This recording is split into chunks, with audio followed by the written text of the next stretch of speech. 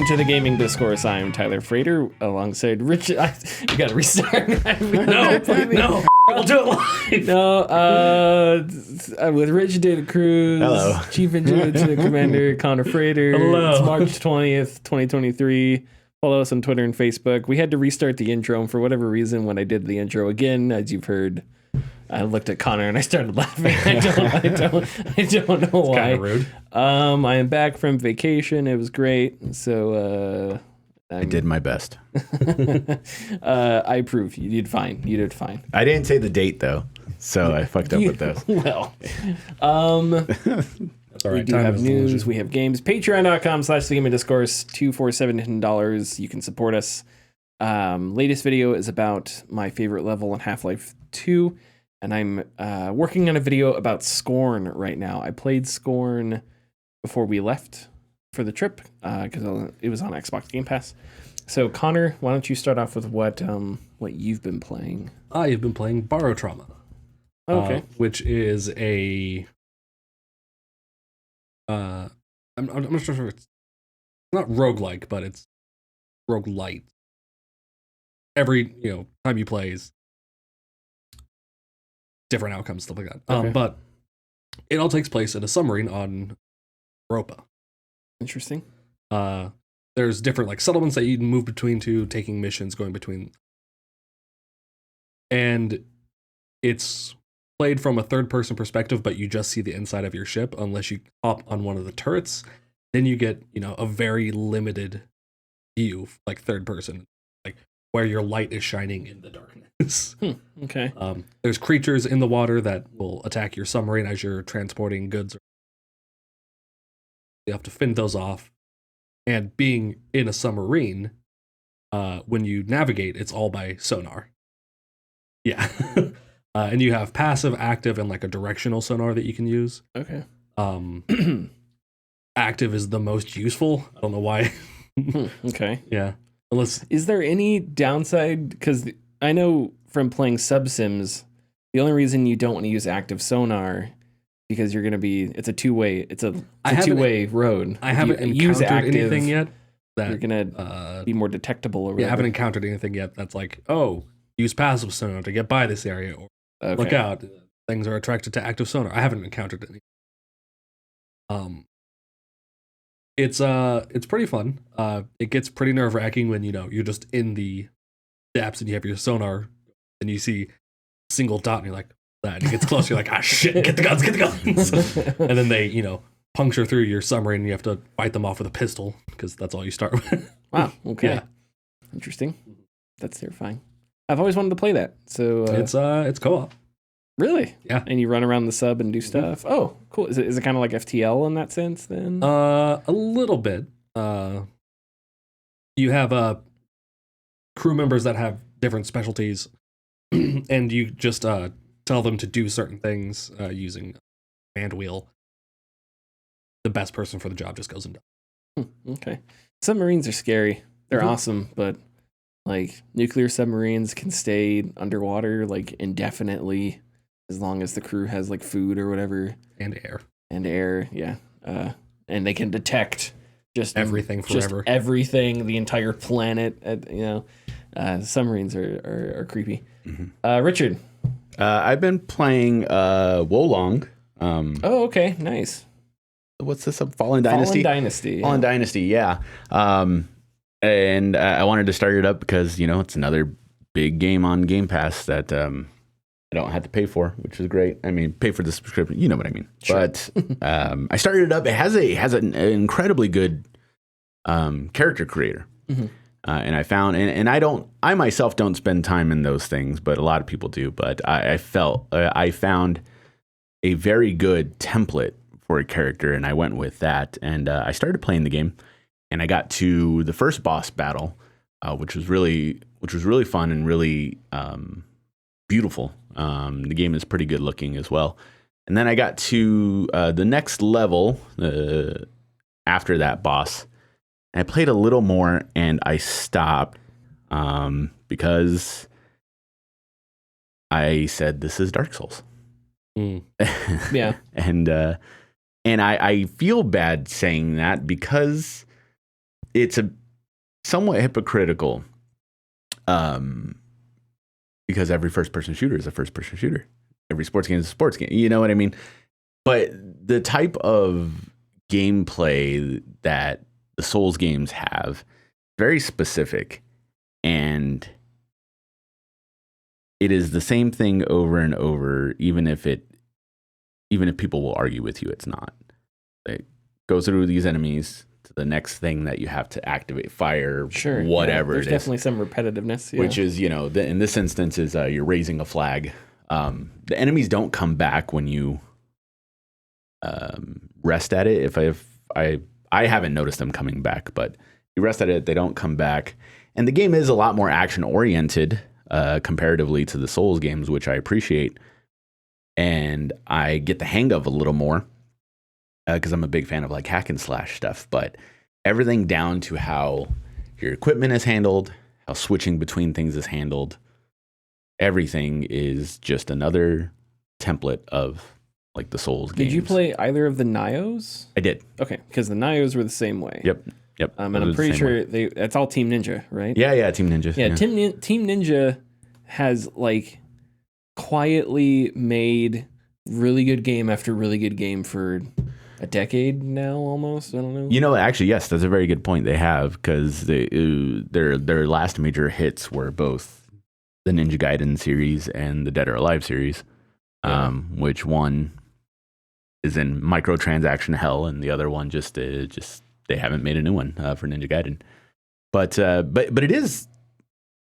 I want to love it because it is a Dark Souls-esque type game set within Romance of the Three Kingdoms, which ancient Chinese tale of all of these warring factions, which is some of the most interesting like stories and characters that I know in like fictional histories. But yeah, I tried it again last night, played it a little bit last night, and yeah, I quickly lost interest, so I dropped it again.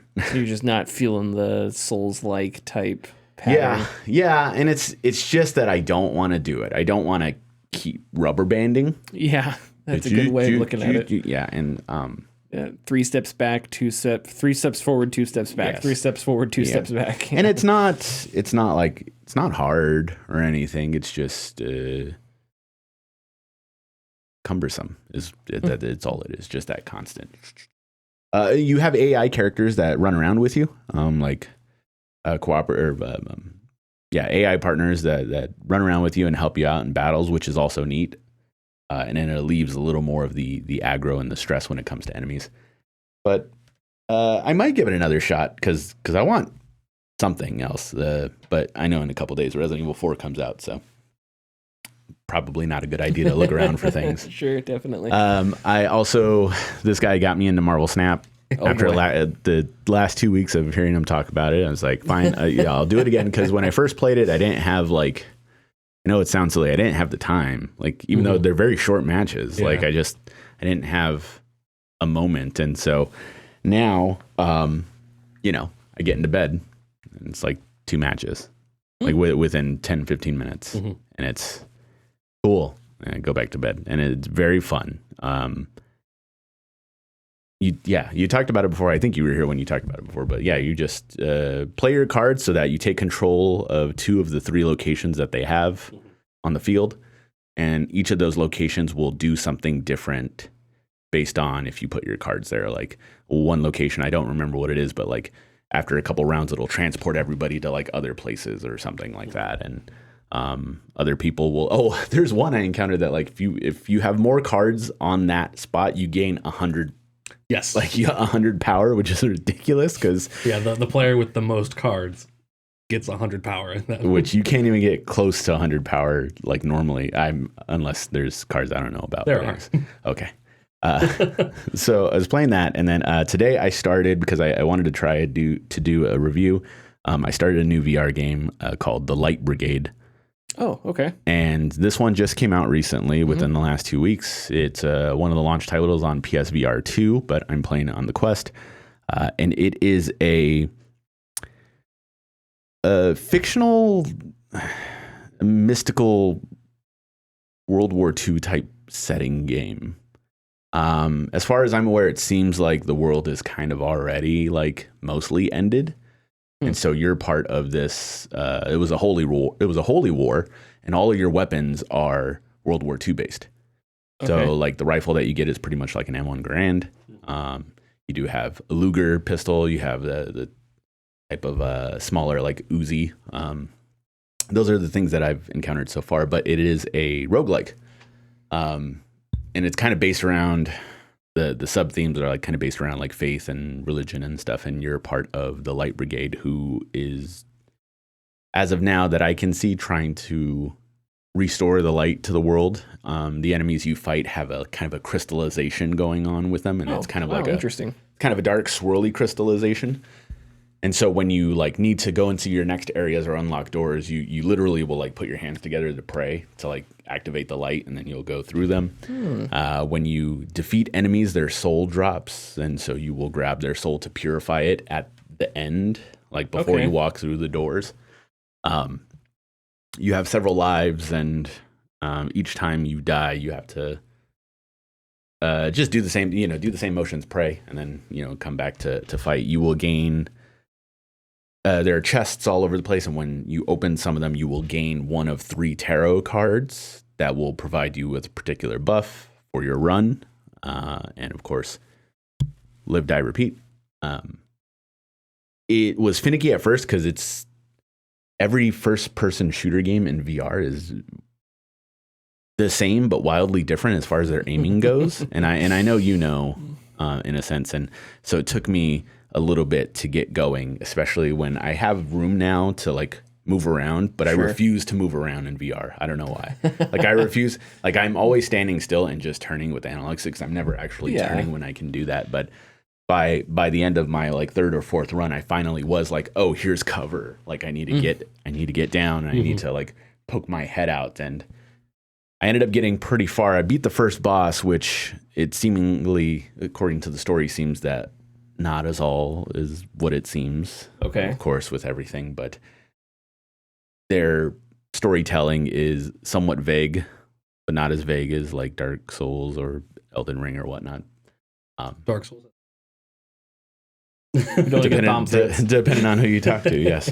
But I'd like to do a review on it just because it was just this very, very interesting looking game. The cover of it really caught my eye. So, but yeah, I've been playing those 3 this last week. Real quick, for Marvel Snap, if you ever get the location Ego, just retreat. Oh, really? Yeah, because Ego plays for you. Oh, fuck that. Yeah, nope. It is legitimately the worst possible one you could get. I've never got that. Okay. It has the worst like AI attributed to it because it just plays randomly. All right. So I haven't played too much. I got back Wednesday, so haven't even been back a week. But I did play a lot of stuff before we left, and I remember a good chunk of it. I played through Scorn and beat it. Scorn, really? Yeah, Scorn came out last year. It's the game that the art direction is very much H.R. Giger, Jaroslav Baczynski, I believe is how you pronounce his name. But it got mixed reviews when it came out. The 2 biggest problems were its checkpoint system and its combat. And when I played it 2 weeks ago, it's only like a 5. It's a pretty short game. When I played it a few weeks ago, those things are bad. The checkpoint system is not very good, and the combat is not very good either. The combat it doesn't happen very much. It's very slow. You don't fight very many enemies, but it's awkward. And enemies, when they hit you, take a lot of health. It's a survival horror game, which is fine, but the combat just doesn't feel good. And so it's frustrating. In Resident Evil, when you get hit by a zombie, it's like, okay, that's my fault. Whatever, I should have done this. I should have done that. It never feels like you got, like, the combat is bad in Resident Evil. The shooting is bad or whatever. Scorn, it definitely feels like that, where it feels like the combat's just awkward and weird. The first weapon you get is like this pneumatic, the mouth of the alien, how it jumps out, the xenomorph. You have a gun that essentially fires that little mouth. So it's sort of like a punch, and you have to get up close to enemies and do that to them, but the depth perception is off, so you're never sure how close you have to be, or there are times where it's like if the enemy's head, so if there are enemies that kind of look like cows, not really cows, tough to describe. But their bodies sort of curl, so it's like their head will be in front of you, but their stomach is a little further away. And if you aim for their stomach, you won't hit them. So it's very awkward and very weird. But other than those things, the art direction is excellent. It's amazing. It's mind-blowing, some of the stuff that they do in the game. And there's a lot of meaning. I am a big fan of H.R. Giger's work. And I think there are a lot of there's a lot of like meaning both in the game and I'm not an expert when it comes to everything and all the books that he made and all his art installations and stuff like that. But a lot of it is psychosexual. It's about procreation. It's about, he drew things from ranging from like science fiction machines to just straight up essentially porn.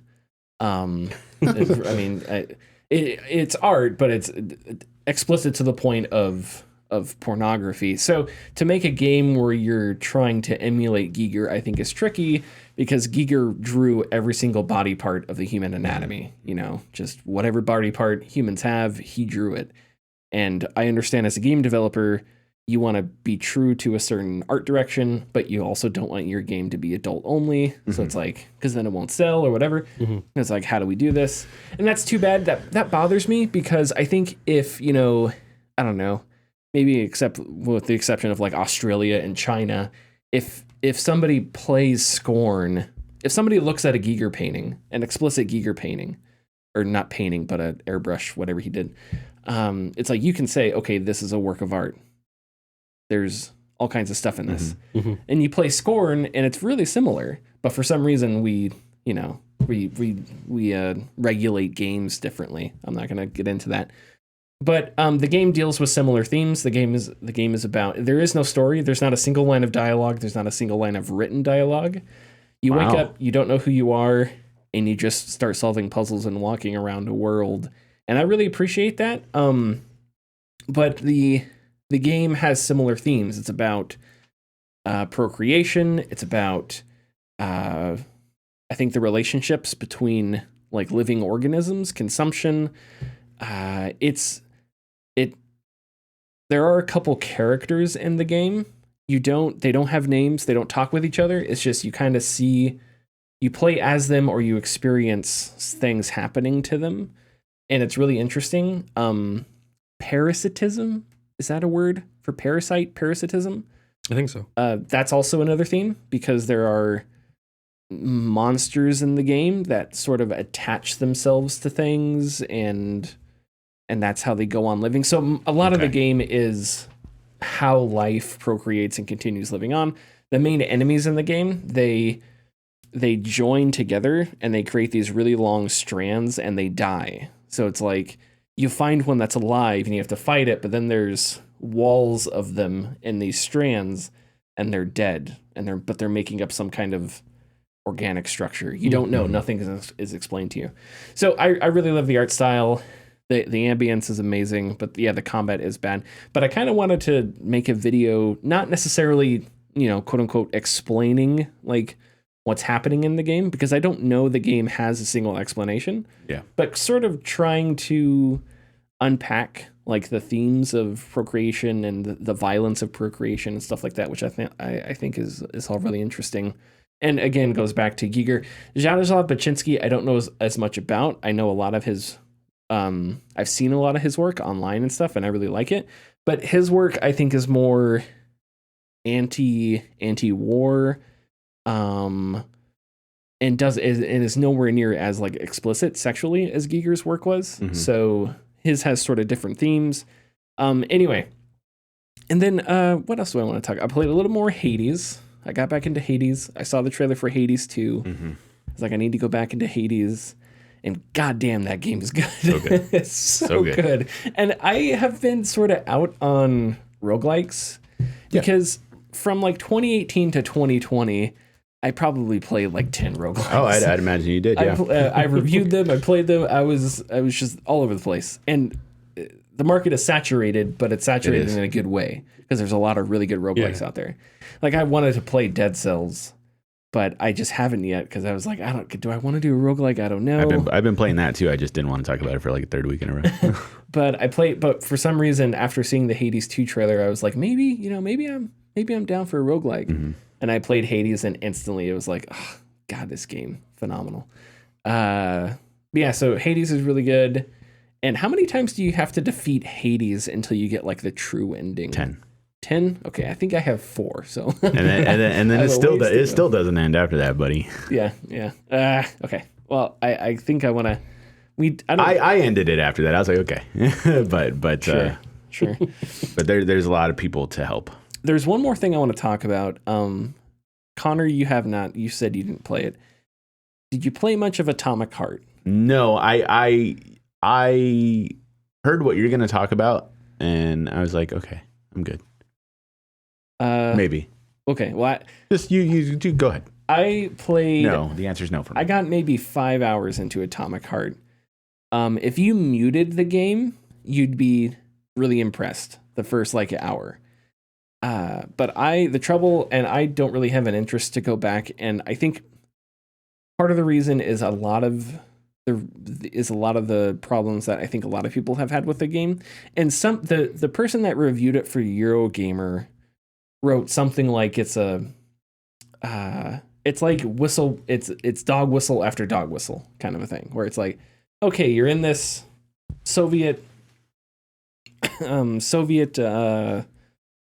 paradise, right? Soviet utopia. It's like, okay, interesting. And it's like, well, if you're inspired by BioShock, what you have to remember is BioShock was a criticism of Ayn Rand objectivism, right? And like sort of libertarian ideology. Mm-hmm. It just was. So if you're setting a game in a Soviet utopia, then you would expect that gets flipped, because if you if you are inspired by BioShock, BioShock was a critique of a political belief. So if you're not doing that in Atomic Heart, then what exactly are you doing? It's kind of weird. There was a racist cartoon in the game that had to be taken out.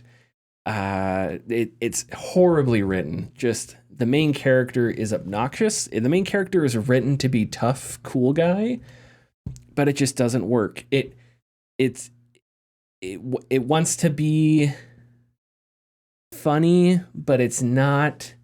There is a character, I guess a character in the game. She's the upgrade center. This like machine, the it's soda like machine. She looks like a fridge or a soda machine, and she upgrades your weapons and stuff. And she's very sexually voracious. And every time the main character interacts with her, she's like the innuendos she says are just dumb. They're not funny, and they're way over the top. Yeah. It's not over the top to the point where it's like South Park slapstick silly. It's obnoxious. It's just not funny. And of course, because the main character is written so poorly, that writing doesn't bounce off anything or congeal with anything, because it's a poorly written sex joke with a poorly written tough guy main character. So it's all just horrifically awkward. I didn't find the combat that great. Once I got a little bit into the game, I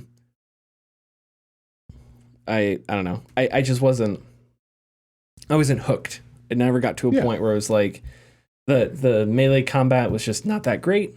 The visuals are astounding. It's amazing. You hit an enemy in the head, their head pops off. You hit them in the waist, they chop in half. You shoot them with a shotgun, it's like their arms go off. The visuals are undeniably astounding, but yeah, I got maybe 5 hours in, and I had to ask myself, why am I playing this? because either it's bad for 5 hours and becomes the greatest game ever made, or 5 hours in and I've got a pretty good sample of what this is going to be for the next 30 hours. Right. So that's the one I chose. And I don't think I'm going to go back to it, because the only reason I would want to go is to have like a better opinion. but do I really want that? It has mixed reviews. Yeah. Do you want to spend the 100 gigabytes to download that thing again? Probably not. So I think I'll probably leave it. But I kind of just had to get that off my chest. It is really difficult to write funny stuff. Well, especially if the funny stuff is set against the backdrop of a politically loaded game like Atomic Heart, right? Because if you're setting something in a Soviet utopia, what you're saying is that the Soviet Union was correct, right? Mm-hmm. So, I mean, don't clip that out of context. There's a lot of silence. That's a loaded. That's loaded, right? That's like a loaded way to start your game. Correct. So if you write that and you go, look, this is a Soviet utopia, and then you just go off on an adventure, it's like, wait, back up, slow down, Turbo. Why are you showing off a Soviet utopia? What's your point here? What do you want to say about it? And you either didn't think about it, or you're like some weird pro-Soviet, and that's where things get uncomfortable, right? Because the politics are obviously horrible. So yeah, I think I'm done with, like, you know, as an example, in BioShock Infinite, for all its faults, BioShock Infinite was clearly, it was not this pro-super patriot, pro-America propaganda, right? It was clearly, what's the word I'm looking for? Critical of, like, City on the Hill, American exceptionalism, right? You know, that our country is ordained by Christ, manifest destiny, blah, blah, blah, all that shit, right? So, and you can detect that pretty quickly, but you can't in Atomic Heart.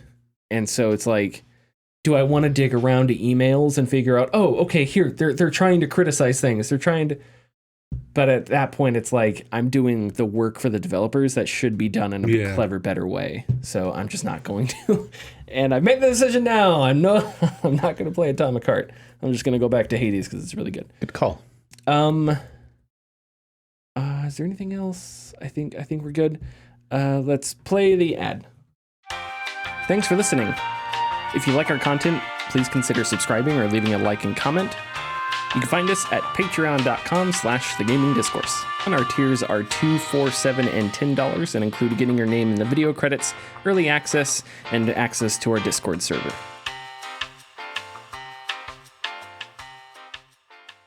Okay, so we've got a bunch of updates on the Microsoft-Activision-Blizzard merger, a bunch of stuff to get into here. And basically, our show, until May, I guess, is the Microsoft-Activision-Blizzard show. The first segment is going to be, it's basically a Microsoft-Activision-Blizzard merger podcast at this point. Get a sounder for it. So on March 16th, Microsoft gave the European Union its formal antitrust commitments, which will now need to be market tested. I'm not sure what market tested means. That's from Bloomberg. I didn't know if what it means by the EU has to market test the commitments. The commitments are sort of the promises that Microsoft will do to keep the deal equitable and not turn it into a monopoly or whatever. The European Union's deadline for a ruling is May 22nd. In the UK, the Markets and Competition Authority will decide first, as they are set to decide on the entire thing on April 26th. So that's going to be sort of the first, that looks like it's going to be the first domino to fall, I assume, because the FTC is going to court, and I assume that means that's not going to be wrapped up by the end of next month. So that's probably going to make it into the summer or something like that, right? As court cases usually take forever. Right. As the legal system takes forever. So I would assume the first domino to fall here is going to be the UK, April 26th. Meanwhile, as first reported by Video Games Chronicle, the FTC is seeking more details about Microsoft's recent deals, their deals with Nintendo, the 10-year agreements with Nintendo, Sony, Nvidia, whatnot. The FTC said, quote, despite clearly intending to use these arguments in its defense, Microsoft has refused to produce underlying internal documents related to these arguments or communications with third parties other than Nvidia, Nintendo, and Sony. Microsoft should be not permitted to introduce or rely on these agreements without producing the requested underlying discovery. A lawyer put and not in a weird way, and completely messed up my flow there. Good job. Okay, so Richard, you said you had a few anecdotes? Yeah. So it's so interesting. You may have seen this. I don't know if you have, but I did while going through Twitter, because the FTC is asking for more proof on the more documents, essentially. Which is weird. Because apparently Microsoft has already provided 2.1 million documents to them. Yeah, I don't... And so I just... That's very weird. Yeah, because it's like, what specific... Right, what specifics there's do a they threshold want? you have to bring. 2.2 million. Right. So they're right there. Yeah. They're right on the cusp. Right, no, exactly. Another ream. Yeah, 480,000 documents. The first time they were asked, Activision produced 892,000 documents during the second request. And then, there was more somewhere else. Do you know, are you reading tweets directly, or is that? I'm reading from a screenshot of the legal document. Okay. So. Okay. Yeah, because I thought that was interesting, because that whole entire thing, that's a huge, like, section. Yeah. Of Microsoft's entire argument is, look at these things we're doing, and if they haven't been transparent about the details of those deals, that seems dubious at best. So it's weird that we would get this late in the process. Hey, we want more transparency on your 10-year deals with Nvidia and Sony and Microsoft and Nintendo. Yeah, I thought that was weird. That was one of those, like, wait, what? They haven't done this? So I assumed that maybe the quotes lacked a certain context or something, or that the FTC was looking for something more specific than just a wider range of documents. I don't know. I wanted to touch on a detail that you guys talked about last week, or maybe it was the week before, about this idea that Microsoft would send Sony like a purposefully bad COD. So listen, I'm as cynical as it can get about the games industry. Every single company should go straight to jail, including Phil Spencer. Straight to jail. But it's just, there's no way. Yeah. And like Sony, like, I don't know, that's silly to me, especially because Sony, I don't know if they say it themselves, but for a while the idea was, oh, you got to really work hard to get your game up on the PlayStation Store, which I don't think is necessarily true anymore. But it's like, would it not be tested, Sony? Would you not catch this somehow? Right. Yes, that's and that's if this happened, are you telling me people at Microsoft, developers, wouldn't want to talk about it because they're gonna get creamed on Twitter, and it's gonna be really annoying, and it's gonna ruin their professional lives for a couple months? You're telling me they're not gonna be mad that some executive wanted to do some like Tinker Tailor Soldier Spy bullshit to Sony? That was such a dumb. I don't know. The worst argument. It was one of the dumbest, most petty. Like the person that made that argument had to have been some lawyer that not even picked up a controller, has never seen a console, has zero knowledge. May God have mercy on your soul. I'm sorry. I just wanted to say these are like, again, let's think about this for a second. We're talking about Microsoft and Sony, right? Titans in the video game world. Yeah. And a real argument was, they may give us a broken game. That was a real argument that Sony made at some point. Pathetic, petty, ridiculous, juvenile. Anyway, I just wanted to... Go ahead. No, you go. Oh no, please. We've been talking about this the last 2 weeks, and it's even longer than that. But I've gone on this back and forth, and like, who's the good guy? Who's whoever wins, we all lose. Anyways, but now it's kind of like in the last week, it's kind of the metronome has kind of switched back to Microsoft, and like, well, maybe Microsoft's right. The whatever Sony said, you're going to try to give us a bad deal.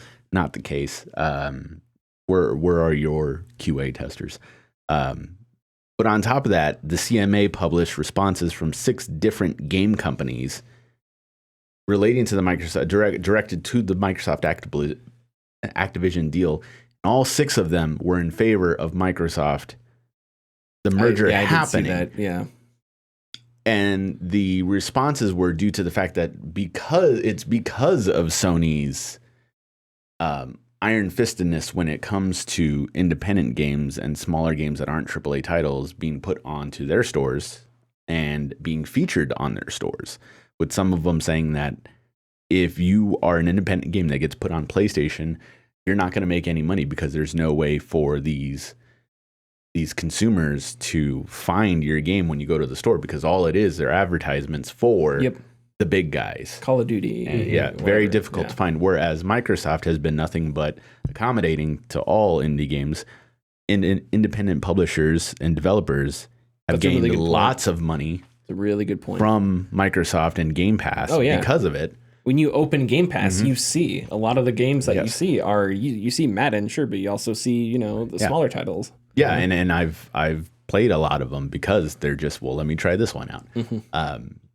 So there are somewhat favorable arguments for this deal to go through for Microsoft's side, because to these 6 game companies who they're mostly all anonymous. I think they're all anonymous because they were submitted to the CMA and not anyone else. It's not a monopolistic situation, at least according to them and other people. And another point to bring up regarding that is all of the deals that Microsoft has made. Like, if they were really monopolistic, and we keep talking about how Nintendo is their own thing, Nintendo wouldn't have made a deal with them. Nintendo jumped on real quick. They're like, yeah, sure. And then, of course, GeForce Now, which is probably big on the PC side. Well, NVIDIA is big. Yeah. And they just made 2 more deals this week. Yes, one with a Japanese streaming company, and that's a streaming company that works for Nintendo, or that does a lot of Nintendo's streaming stuff, I think, or Ubisoft's. I can't remember, but yeah, I don't know, but it sounds like, just from all of the info that we're getting, Microsoft is being extremely accommodating, or trying to be, but they seem frustrated at the hoops they're having to jump through from the FTC specifically. Yeah. But this is all one big shit show. Yeah, sure. I think that the larger discussion is, like, again, with somebody like Phil Spencer, and we have this same discussion with, like, Tim Sweeney with Epic, right? Ideologically, idealistically, I believe that they really believe in the vision that they sell, right? So Phil Spencer's vision of games on any device, big open ecosystem under the Xbox umbrella, I believe Phil Spencer legitimately believes in that as a business model for the games industry, whatever. Just like I believe Tim Sweeney believes in paying developers more, having a better storefront, a more competitive PC games market, right? Yes. But the problem is that they're not monoliths. It's not Phil Spencer reporting directly to Bill Gates, right, at Xbox. There's layers of bureaucracy. There's other executives, and all it takes is Phil Spencer deciding to leave in 5 years or something, or whatever, and other leadership gets brought in, and all of a sudden they tear it all down. And they tear it all down, or it goes from a more open, egalitarian ecosystem to one that becomes more oppressive and greedy and stuff because the only thing stopping that from happening is people with the right mindset, right? People with a goal for a better games industry, not necessarily people with a goal for a more profitable games industry or whatever. I read over the vacation, I started reading Press Reset, Jason Schreier's most recent book. And in it, he talks about Warren Spector and the story behind Epic Mickey. So Disney wanted to get into console gaming. Yes. They brought in Warren Spector. They said, why don't you make a Disney game? He had great ideas. Warren Spector's like, hell yeah, I'll make a Mickey Mouse game. So they make Epic Mickey. I believe Epic Mickey reviewed pretty well. Yeah. It was an exclusive for the Wii. But after that, after this whole selling point behind, we're going to bring Warren Spector on, we're going to do console gaming, Disney's breaking into the console gaming scene, this other guy, right, the other jabroni, some other dude comes in who is an executive at a higher level than Warren Spector, and this guy sees free-to-play mobile microtransactions, all that bullshit, and says, no, this was what Disney needs to be doing. And so what happened? Epic Mickey 2 wasn't as good, Warren Spector leaves, and Disney's vision of breaking into the console space and becoming a player doesn't happen. Right. And they don't have Warren Spector anymore. Yeah, that was about all the time. That was about around the time when they shuttered all of their developer studios. Yep. They got rid of Disney Infinity, which was doing very well, and was a good game by all accounts. And they had really cool games like Pure and Split Second, and they kind of just threw it all away without warning. And now here we are. They're trying to climb back out of it. Dreamlight Valley is like their Animal Crossing, which is very good from what I understand. Of course, the Star Wars games that they've been trying and are kind of coming back. But they what was it, 2015 when they purchased Star Wars? Right, yeah. 2013. It's still a more recent thing, yeah. So, but the point I'm trying to get to here is that it has happened before, where a company has a good idea to make a good, not just have a sustainable business, but a quality business, and then a different set of ideas comes in and it wrecks the whole thing. Yes. So that's again my worry with Microsoft is I totally believe Phil Spencer if he was sitting across from me and he was saying, Tyler, xCloud, Game Pass, blah blah blah, I'd believe him. But the people I don't believe are like the other people around him, the executives you really don't know, decision makers that come in later on, right? The rest of the bureaucracy that makes things complicated. That's what worries me. And the other thing I wanted to bring up is, would it be crazy to think that in 8 years Call of Duty isn't as popular as it is now? No. I mean, really? I really don't think so. 15 years ago, Call of Duty wasn't anywhere near as popular as it is now. Yeah. 10 years ago, it was pretty close, but I think maybe Call of Duty became I think Call of Duty broke mainstream with Modern Warfare 2. But where it's at now was maybe 5-6 years ago is when it really, really ticked up. Because after that, you had the Black Ops, the first Black Ops game, and then Advanced Warfare and stuff. But now it's that cultural phenomenon, kind of like Fortnite. Yeah. Right. Yeah. And is it crazy to think that in 8 years it goes the way of Halo and it becomes another famous franchise, but other things take it over? So. I don't think so. I had that thought because a lot of this is the 10 years with Call of Duty, but there's no guarantee that Call of Duty is going to be popular in 10 years. Right. That seems crazy now because of how popular Call of Duty is now, but things that are true now don't have to necessarily be true in 10 years. Halo 2 was basically the only reason Xbox Live existed. And what a good reason. Yeah, what a good reason. And now Halo Infinite is no one cares. On a large scale, it's not a massively popular cultural force like Halo 2 and 3 were, right? So I don't think it's crazy to think that in 10 years we conceive Call of Duty differently and we look at these deals in a weird way. And I wonder if Microsoft doesn't think about that. I don't know. I don't have a good analogy to think about or to use here, but I think that with how many studios that they've acquired in the last 5 years, one of them is bound to make a hit, if that makes sense. Yeah. Definitely. So you would have to. No, right, yeah. Because as I've always said, it's I guess we'll call it the rule of threes. It's there's three at the top. And they all can't be as good as each other. They're all in varying degrees, but in this instance, it's Fortnite, Call of Duty, Apex Legends.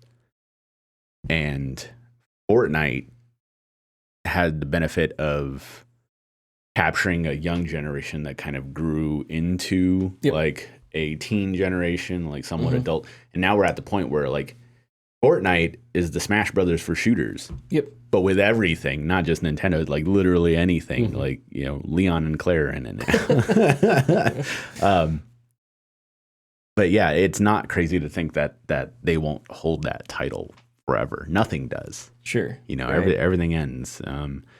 The thing that I think that Activision-Blizzard is scared of happening is plateauing, not getting any bigger than they already are. Oh, okay. Yeah, no. Because that's when they start to get desperate. That's when they try wacky stuff. And that's when you're more prone to failure because you're trying to rush something out. Yeah, and I think maybe, again, we lose sight of sometimes of what people at because again, the big deal here is King. We say Activision-Blizzard, we leave out King. We leave out King because nobody cares about mobile games. Unfortunately, that's a large portion of this deal is because Microsoft wants King, right? So they can get Candy Crush. So that people taking public transportation or going poop when they spend microtransactions, that money goes to Microsoft. That's literally a huge chunk of the business model is that. And so it's capitalizing on people pooping. Exactly. So this deal, we omit that a lot, but I think that's more important.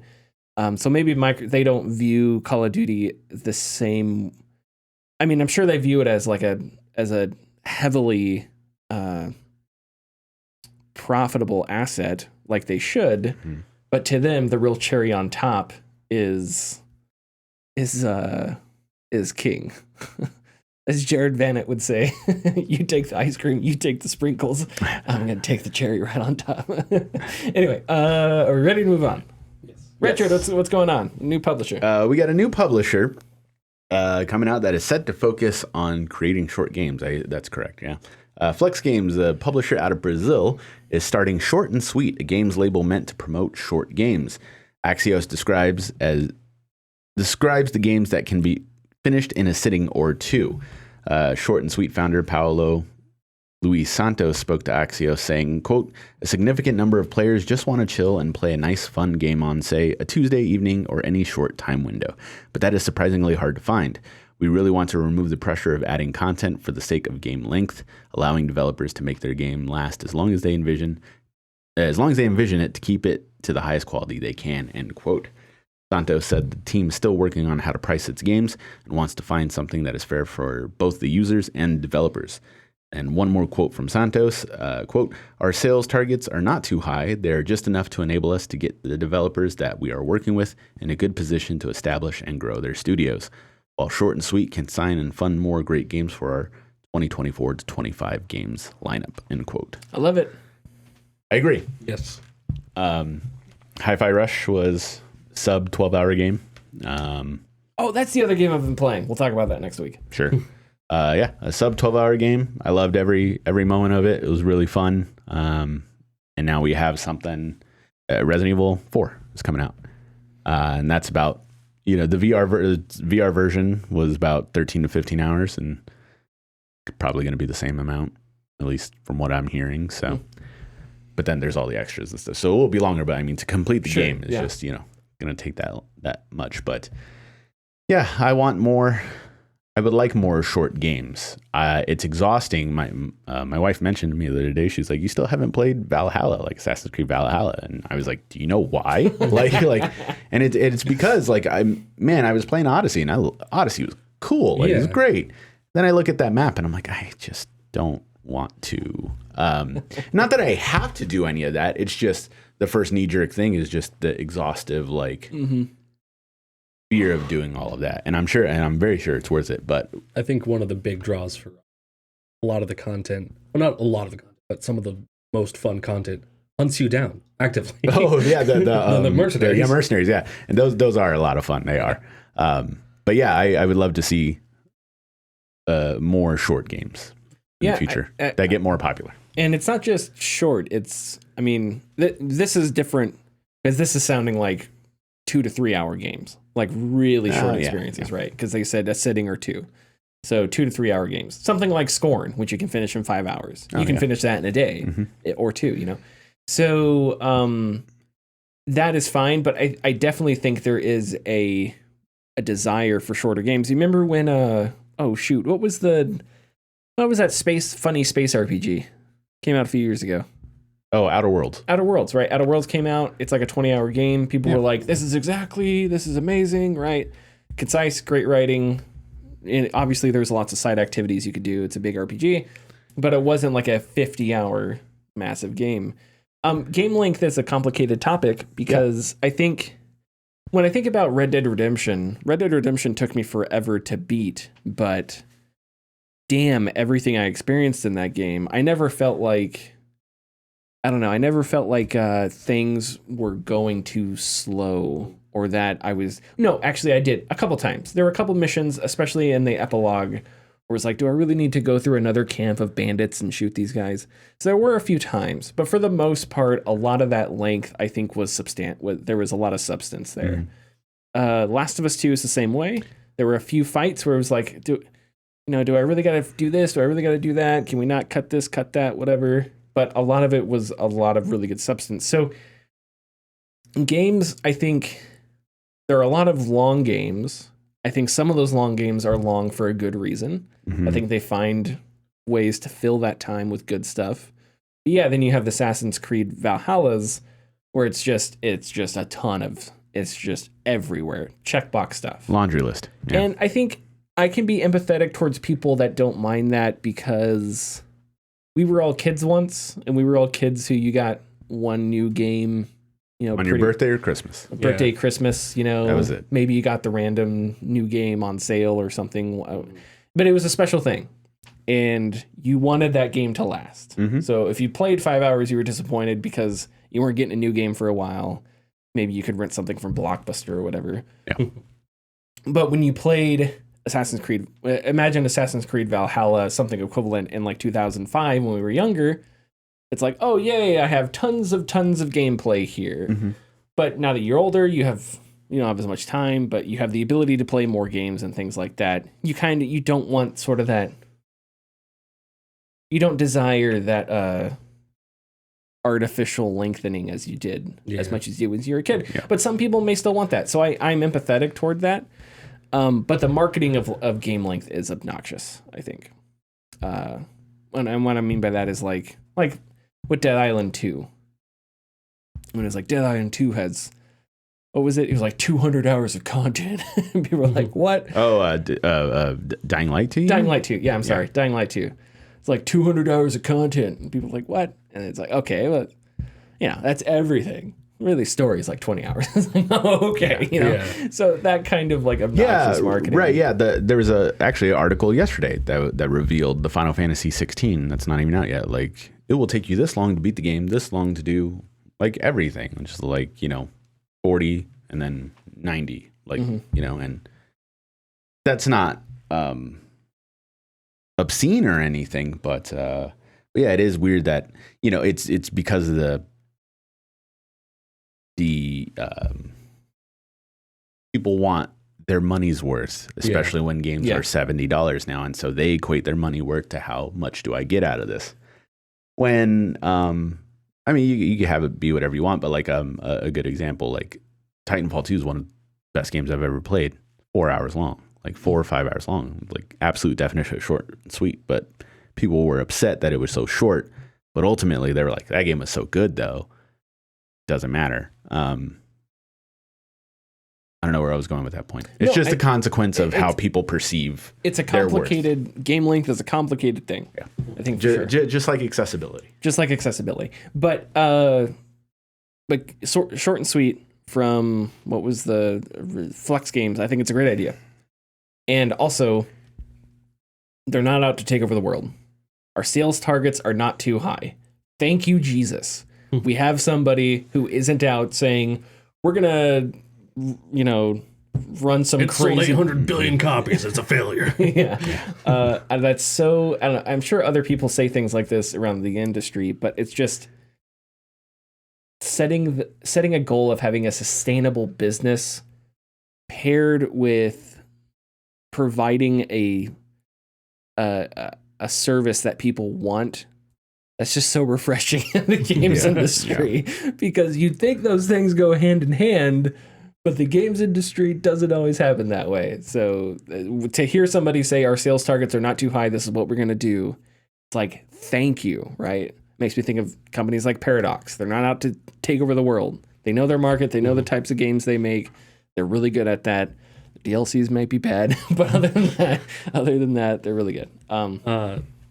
I don't think this company is going to make it because, as you know, gamers don't want short single-player cowboy games. No, they don't sell. You're right, Connor. They want 5-year-long farming simulators. Exactly. Every game needs to be a JRPG that's 160 hours long, and you date like 6 different characters. Yep. Okay, we ready for tidbits? Let's do it. What if I told you, in this world, there are bits, and there are tids, and Richard is the only man who can put them together into tidbits. I'm sorry, Tyler. No, I pointed that out to you, and now it's gone. I'm fed up with this world. Oh, I'm not. Okay, good. I got one little, not longer tidbit, but one that goes a little bit in depth, and then I got some quick fires here. But Elden Ring, it's been over a year now since Elden Ring has come out, and we now have an infographic from Bandai Namco, about everything that people are doing in Elden Ring. Players have attempted to defeat and fight Malenia 329 million times. One of the final bosses. I've not. 300 million of those are let me solve. Yeah, right. Yes. 69% of players died by enemies, while 15% died to status effects, and 14% fell to their death. 88% of summons were for cooperative play, while 12% were for invasions. And the Rock Sling is the top spell casted. It is very powerful, very easy, and very fast. And Blessing of the Erd Tree was the most acquired incantation. I think they just give you that one, so okay, it's kind of new. There are a lot more to the infographic. I'm not going to name them all here. Just Elden Ring infographic in Google if you want. Respawn is opening up a third studio to keep Apex Legends going for the next 10 to 15 years. I think they can do it if they don't screw it up. And Control has passed 3 million copies sold, $92 million in revenue, which apparently that game only cost $30 million to make. Oh, wait, so we know the budget on that. Control, yeah. I think that was in the $30 million. Yeah, about 30 million. That's what I read. Wow. Impressive, right? That's expensive. Oh, okay. I wonder what it is. I thought it was impressive compared to when you hear something like GTA that was like over like 100 million. Like, okay, that's kind of like, ooh. Yeah. Well, I don't have a good barometer on AAA budgets. They usually don't. Because you don't them, know. Yeah. But that's it for tidbits. Okay. Oh, sure. The Australian Classification Board released their infographic for their rating for Starfield. Starfield has rated high impact in drug use, giving it a restricted 18 plus title. Nice. But landed none in sex. So everyone's just high off their ass, but no one's getting laid in space. Wonderful. They did, although there is a very mild impact for nudity. So maybe some boobs, but no one's having sex. Okay, thank you, Australia. Thank you. It's so weird to me that Australia is like one of the most oppressive places when it comes to video games and to media content. Yeah, basically. I don't know. I don't know why I find that weird. I just find it. It just seems so like, why Australia? Yeah. I don't know. But hey, whatever. Yeah. Yeah. I got a couple short stories. Store stories.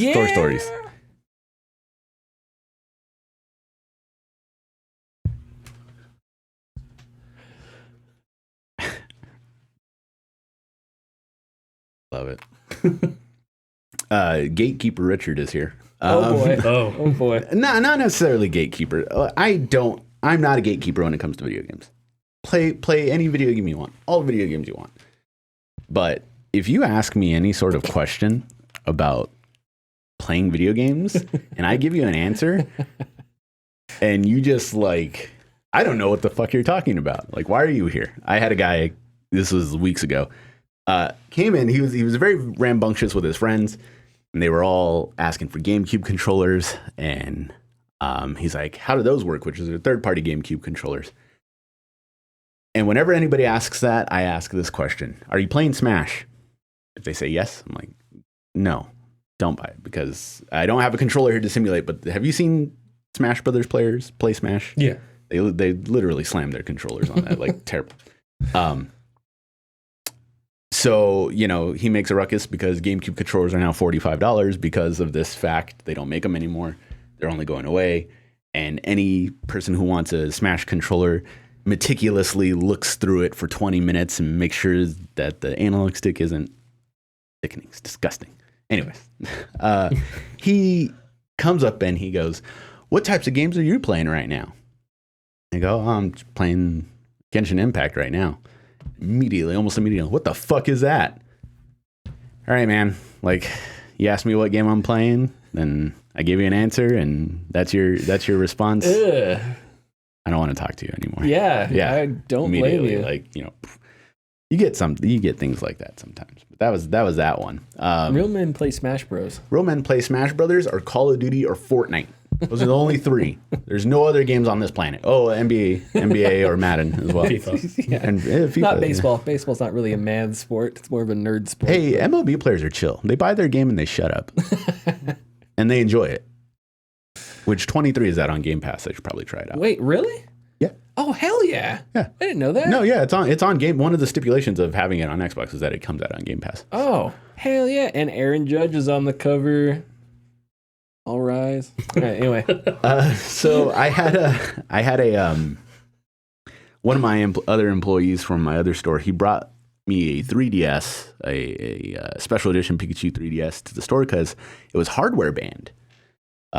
You only get a hardware ban if you try to mod your system or you try to do a chargeback. So Nintendo, Sony for sure. I don't know about Microsoft. If you buy something and then you try to charge back, try to get it for free, you immediately get banned. There's no ifs, ands, or buts. They just wow. Okay, you're banned. You breach contract, whatever. You sign. I know somebody it's happened to, and of course, it might have happened to this console. So for a hardware ban, you can play games. You can put a game in, it'll play. You just can't access the eShop store. You can't access online features. Not too big of a deal, at least in my opinion. But for some people, it is. I tried to download an update. I could not. So I found the error code and I went to Nintendo's site and put in that error code. Nintendo literally tells you when you put in that error code, it's like, oh, you received error code, whatever. Nothing we can do. Sorry. Just it, not in those words, but it's just yeah, that's something we can't help you with, pretty much. Wow, okay. Nintendo's always been like that too. Oh yeah, sure. For they had the 10 NES chip on the NES system. If it recognized any software that wasn't theirs, it would lock the system. It wouldn't play it. It would screw it up. And if you called Nintendo and they're like, "Hey, did you play any sort of weird cartridge?" and you said yes, sorry, you fucked up. You ruined your warranty and whatever you signed. Get the hell out of our face. Damn. And so now I have to do one of two things. I have to mod the system and dupe the NNID, which is what which is the serial number that is tied to that console. Now I have to create another one, or I just resell it and tell somebody, hey, you can't play online. But eShop store closes the next week. Pretty much everyone's only buying 3DSs to mod them. So, wow, that's really interesting. It's very so you'd have to by duping the serial number, you're copying and pasting it onto itself to get rid of the ban. So with the 3DS. I'm not sure the functionality of that because I haven't had to do that. I had to do it with my Switch though. I'm not banned on my Switch, but the Switch that I'm using, there is the NNID, which is the real number that's tied to that console. If Nintendo recognizes that you're playing unlicensed software or software that you didn't buy on that console, they will ban an NNID. So there's something called the EmuNAND, which will create an emulated version of that number. So if they recognize that you're playing something, they will ban that one, not the real one. So you can on the 3DS, the idea I assume is the same. You'll just create it's a decoy. Yeah, you'll create a decoy essentially. That's so awesome. Yeah. And again, it is morally correct to steal from Nintendo. All their games. Every single one. It is morally correct. That was the other tidbit. The Completionist, he's a YouTuber. He literally 100% all games or beats them and whatnot. He spent over $20,000. Bought every single eShop game on Wii. eShop. Yeah, on Wii U and 3DS. Is there any way to copy those files onto if you bought a game on the 3DS? Yeah. obscure game that's only on that digital storefront. Now, obviously, there's no easy way. It's not like you can throw a USB stick onto the 3DS and then put that USB stick onto Windows and drag and drop. You can't do that. But is there any way through modding and stuff to somehow replicate those, like take those files for preservation somehow off the 3DS itself? I mean, there's a hard drive within the 3DS. Yeah, there is. I mean, it's already been done, but is there? Oh, okay. Oh yeah, yeah. As soon as something is put up, it's already like guys have done it. You know. Okay. I figured the people fighting the good fight. Yes. Heroes, preservation. Heroes, yes. But there is, that Nintendo is very strict with that up until the Switch. The Switch changed everything for the better, but it's still not perfect. If you lost your 3DS and you wanted to sign in on like another 3DS to get your stuff back, you can't do that. You need the serial number or whatever the NNID was for Nintendo, and you would have to call them, hey, I lost my stuff, here's my information, and they would transfer it for you. There was no like. It's so weird that Nintendo is so draconian in that way. There was a story I read. It was back in the E days, I think. One of the devs went up to them and basically asked if they could do something on their like internet service for something cool, and they basically were just like, we don't know how to do that. Like that's how archaic that. I don't know how it is now, but this was the story that was like 12 years ago. But my last one, this was just like really weird. I dealt with this guy yesterday. Very nice guy. But he came in and he was asking, oh, what's better? 360, PS3, the usual question. They're comparable. They mostly have about 80% the same games, but PS3 has the edge when it comes to like exclusives, because I started naming them on both and I couldn't name any 360s besides Gears and Halo. And I was like, what else is there? Fuck. But PS3 named a bunch. And he's like, okay, well, I'll go check it out. I have a PS3 at home, so I'll just grab some games. And I was like, cool, man. He's a little older than me, like 37 or something. So he goes, finds some stuff, comes back. He's like, hey, how's this Batman game? Points to the Telltale Batman game. Me and my coworker are like, that's a great game. It's a really cool story, really great game. You're not going to be Batman though. Like we're telling him, like it's an interactive story. It's not like can't do Batman thingies. He seemed super perplexed about it, and he tried to ask questions that would go into more detail of what we were talking about. And we're like, okay, you're not going to be controlling Batman, fighting anybody, whatnot. He's like, so there's no fighting in this? We're like, no. What you need is the Arkham series, Arkham Origin, City, Asylum, whatever. Immediately, I didn't like those games, and it was like for me and my coworker, it was like, what?